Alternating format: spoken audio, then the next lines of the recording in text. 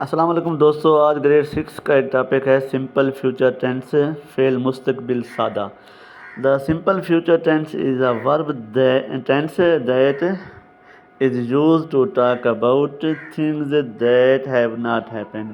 یہ ان چیزوں کے بارے میں استعمال ہوتا ہے جو ابھی واقع نہیں ہوئی ہوتی ہیں، اسے فعل مستقبل کہتے ہیں۔